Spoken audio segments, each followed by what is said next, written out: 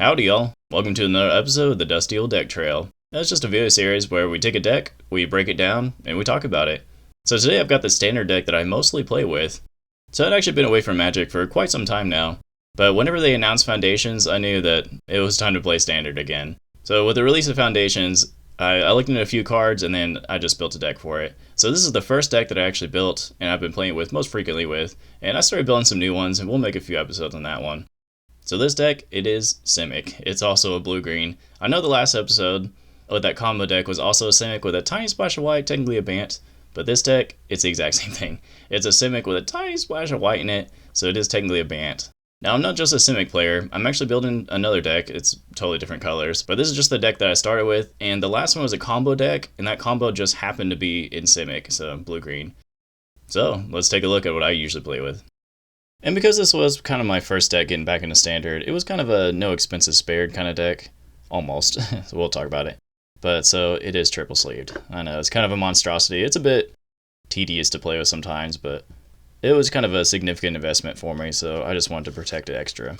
So we got a full 60 card deck, plus a 15 card sideboard. So let's get it out of here. So here it is. It is pretty massive. It does feel like a commander deck sitting on the table, but it is only 60 cards. So I mean, even if it is just kind of massive. Alright, let's take a look at it. So this is my Landfall deck.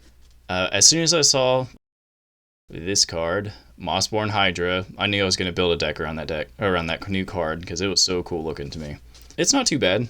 It's a Landfall deck, because, you know, Mossborn Hydra is a landfall creature. So we got 4 copies of Kellan, the Inquisitive, in here. Because you can pay 2 to investigate, but then you can also play an additional land. But then he's also good card draw if you actually have to use him as a 3/4 flying vigilance creature. He goes with another card in here. I'll show you which one here in a second. So then we also have Koma. We've got 2 copies of Koma in here because he's kind of the game ender. That's kind of the goal of this deck.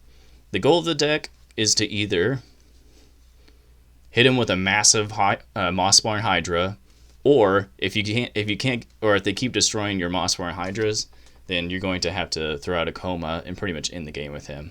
I have ended the game a couple of times with him, even if it's fairly rare. Usually I hit him with a Mossborn Hydra.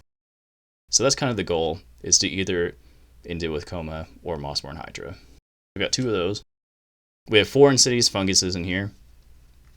He's just really good for destroying artifacts and enchantments, especially with Aether Drift is now out. So I've destroyed quite a few vehicles with this card now. But in addition, you can also draw a card and play another land from your hand, so he's good landfall as well. Goldvein Hydra, he's very, very good. He pairs up with Kellan because he has Vigilance, Trample, Haste, and counters. So this deck really cares about counters. But also when he blows up, when he dies, he just blows up into treasure tokens. So Kellan is able to actually destroy those treasures and give us card draw if we need. Or we can use them to throw out things like Mossborn Hydra. So he's just perfect for this deck. He works so well in here. Then we have 4 copies of Mossborn Hydra.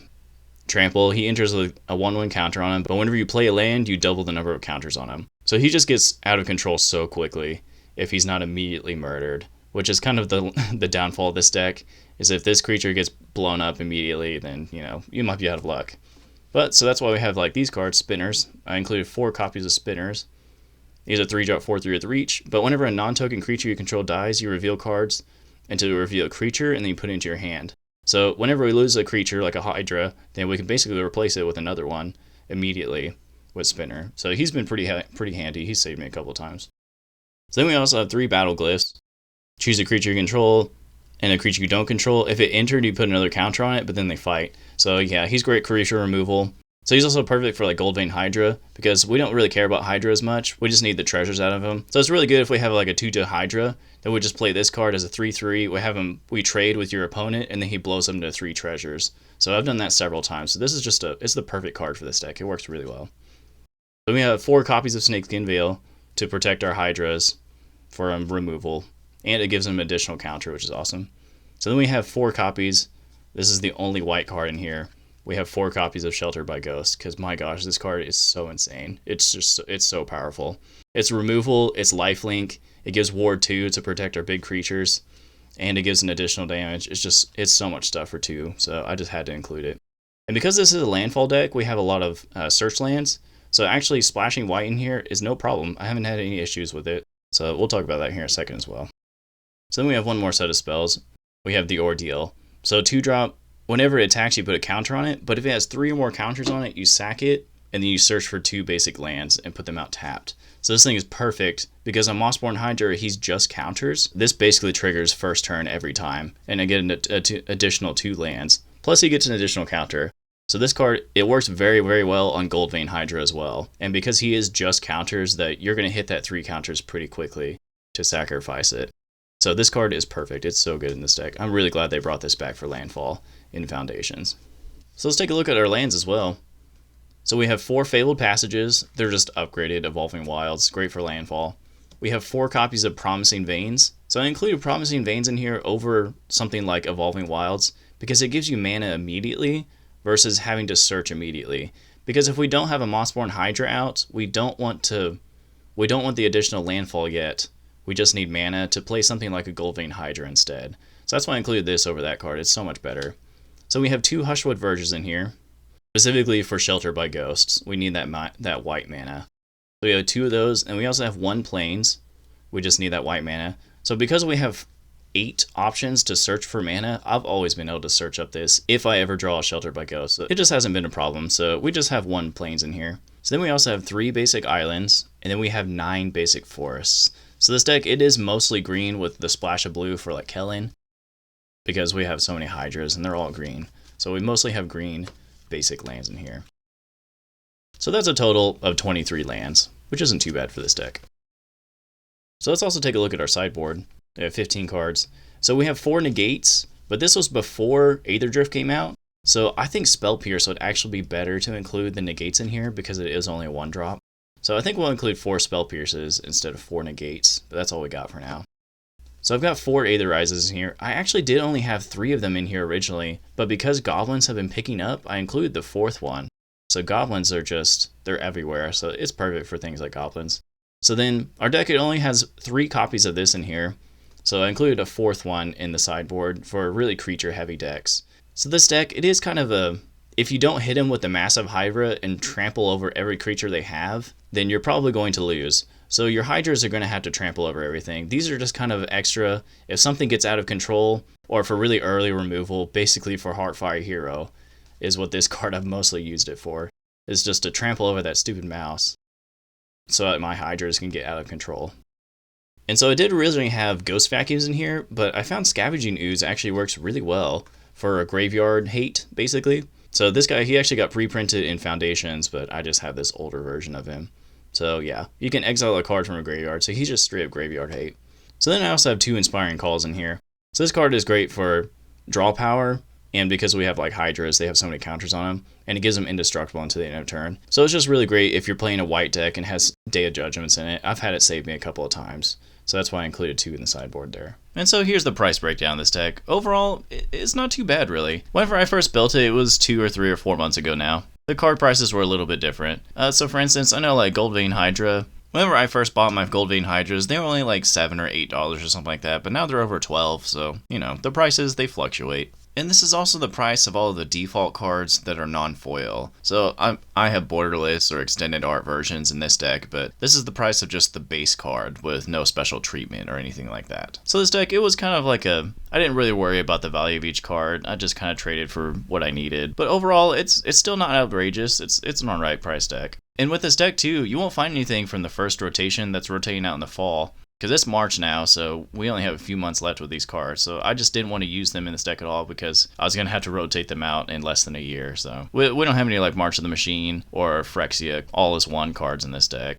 I did just kind of try and build it mostly around Foundations because I knew that was going to be in Standard for quite some time. And really, Foundations did its job for me. It was trying to encourage players to get back into Standard over Commander because Commander is so popular right now. So I took the bait. I went ahead and got back into Standard because Foundations would be around for quite a while. So this deck, it's pretty much a mid-range Simic deck. It works pretty well. It doesn't have any like huge downfalls, just the normal downfalls that everyone else is dealing with in Standard, such as this card. Man, I hate this card so much. Nowhere to run. It's because of this line at the very bottom. Because it stays on the field and it removes hexproof all the time, it's so good against this card, Snakeskin Veil, that I've got in this deck. If it's going to spot remove, it's going to remove. It's so hard to deal with. But that's why I run things like Negate. So this deck, it's pretty weak to like discard. So basically blue-black is the deck that I struggle with most against this deck. It pretty much beats me every time. If they get me to discard my whole hand, or if they get to draw one or two, know where to runs, and spot remove my Hydras early, yeah, the game it's not going very well at that point. So one thing that I do kind of struggle with this deck, and why discard is so good against it, is card draw. It doesn't have any just hard draw 2 cards or anything in this deck. So I try to make up for it with this guy,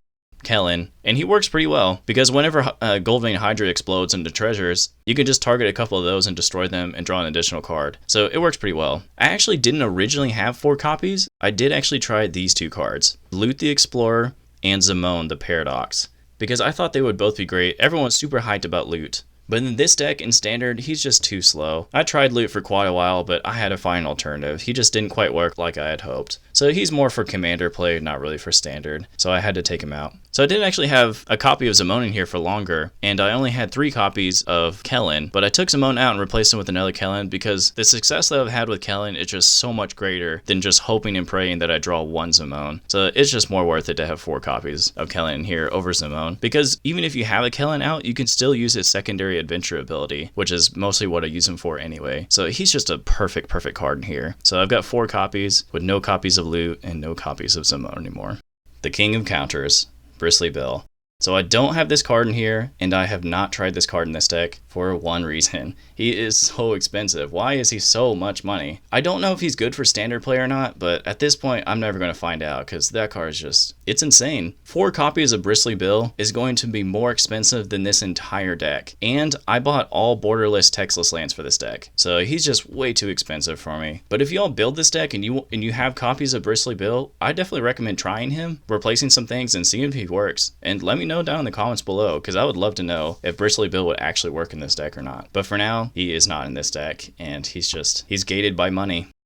It's always money. So a few of the cards I had tried instead of this card, the Malamet, is Hard-Hitting Question and Bite Down. Either of these cards, they just didn't quite work as well. I just didn't like them as much, because Malamet gives that additional 1/1 counter as well. So it's just better overall than Hard-Hitting Question or Bite Down. And one more thing about the card drawing power about this deck, it's still pretty weak overall. So I have tried a couple options. I've tried like Stock in the Pantry, and I've tried the Maze Mind Tome.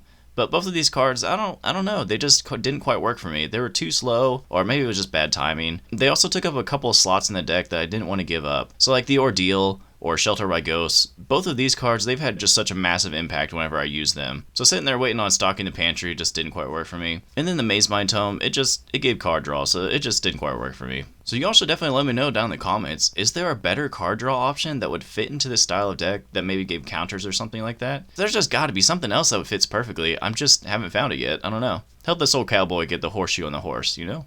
So whenever I had first built this deck a few months ago, there was quite a few other cards that I considered or toyed with, but these are just kind of some of the big ones that I'd considered or had tried, and they just didn't quite work like I was hoping. But since I've been deck building with other colors recently, I've just kind of forgotten what I had actually specifically tried. There's quite a few more other options. But this deck is pretty good. It's not S tier, I gotta admit. I've never gotten first place with it. I give it like a 7 out of 10 maybe. It's definitely a high B, maybe an A tier deck. But if y'all like the Landfall concept, definitely try it. See if y'all can make Loot work. It is a great card, but it does kind of seem like it's for Commander and not really Standard play. That's what I ran into at least. But anyways, that's all I got for y'all today. So y'all make sure you like, subscribe, and turn on the notifications button as well, so y'all don't miss the next pack cracking video or the next Dusty Deck Trail episode, whichever we do next. And we'll see y'all next time.